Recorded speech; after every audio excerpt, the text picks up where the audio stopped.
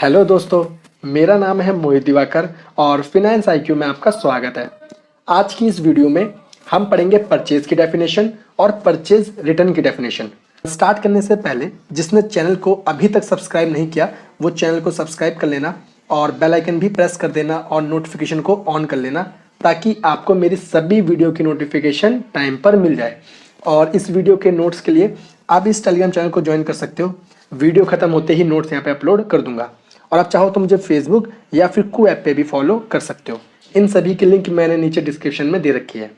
तो चलिए वीडियो को स्टार्ट करते हैं। परचेज परचेज का हिंदी मतलब होता है खरीदना। हम अपनी नॉर्मल लाइफ में जो भी सामान खरीदते हैं उन सब को हम परचेज कहते हैं। जैसे अगर हमने शूज़ खरीदे तो उसे हम परचेज कहते हैं, या फिर कार खरीदी तो भी उसे हम परचेज कहते हैं। बट अकाउंटिंग के अंदर ये ज़रूरी नहीं है कि आप जो भी सामान या वस्तु खरीदो वो परचेज की कैटेगरी में आए। तो अब क्वेश्चन ये आता है कि वो क्या क्या चीज़ है जिसे हम खरीदें तो अकाउंटिंग भी उसे परचेज मानेगा। तो अकाउंटिंग के अकॉर्डिंग कोई भी गुड्स और रॉ मटेरियल जिसको आप रीसेल के पर्पस के लिए खरीद रहे हो, मतलब आपने गुड्स और रॉ मटेरियल खरीदा क्योंकि आप इसे सेल करोगे, या फिर आपने जो गुड्स या रॉ मटेरियल खरीदा और उससे एक न्यू प्रोडक्ट बनाओगे और उसे सेल करोगे, तभी अकाउंटिंग ये मानेगा कि आपने जो रॉ मटेरियल या गुड्स खरीदा है वो परचेज है। अब इसको मैं ना एक एग्जाम्पल से आपको समझाता हूँ। मान लो आपका बिजनेस है पेन बनाने का, तो आप जब प्लास्टिक खरीदोगे या फिर इंक खरीदोगे पेन के लिए तो उसे अकाउंटिंग परचेज मानेगा। बट मान लो आपने कार खरीदी तो उसे अकाउंटिंग परचेज नहीं मानेगा क्योंकि आपका बिजनेस पेन बनाने का था।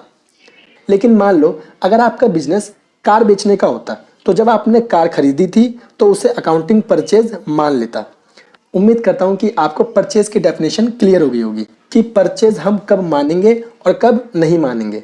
ठीक है, इसके अलावा देखो परचेज के अंदर आपका कैश परचेज भी होता है और क्रेडिट परचेज भी होता है। कैश परचेज मतलब जब आपने कैश में देके कोई सामान खरीदा है, ठीक है। और क्रेडिट परचेज मतलब जब आपने उधार में कोई सामान खरीदा है तो उसे हम कहते हैं क्रेडिट परचेज।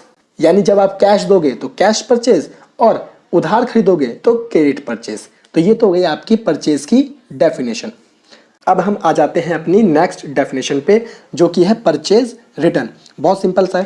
देखो परचेज रिटर्न मतलब आपने सामान परचेज किया था, अब आपने उसे रिटर्न कर दिया। यानी सेलर को जब आप रिटर्न कर देते हो तो उसे हम कहते हैं परचेज रिटर्न। अब रिटर्न करने के भी बहुत सारे रीजंस हो सकते हैं। जैसे फॉर एग्जांपल मैं आपको कुछ 2-3 एग्जांपल बताता हूँ रिटर्न के। पहला, आपने ऑर्डर किए थे 100 यूनिट्स लेकिन सामने वाले ने आपको दे दिए 120 यूनिट्स, तो आपने क्या करा भाई 20 यूनिट रिटर्न कर दिए। या फिर आपने जिस क्वालिटी का प्रोडक्ट मांगा था सामने वाले ने आपको उस क्वालिटी का प्रोडक्ट नहीं दिया तो भी आप उसे रिटर्न कर सकते हो। कोई पीस डिफेक्टिव निकल जाए तो भी आप रिटर्न कर सकते हो। यानी रिटर्न के बहुत सारे रीजंस हो सकते हैं। ठीक है, तो उम्मीद करता हूँ कि आपको परचेज रिटर्न भी समझ में आ गया होगा। और हाँ, परचेज रिटर्न को हम रिटर्न आउटवर्ड भी कहते हैं।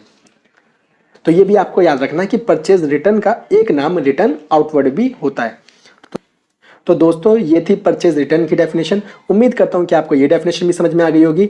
और अगर आपको वीडियो पसंद आई है तो प्लीज़ वीडियो को लाइक करना और चैनल को सब्सक्राइब करे बिना मत जाना अगर आपने चैनल को सब्सक्राइब नहीं किया है तो। मिलते हैं दोस्तों अब अपनी नेक्स्ट वीडियो में, तब तक के लिए थैंक यू।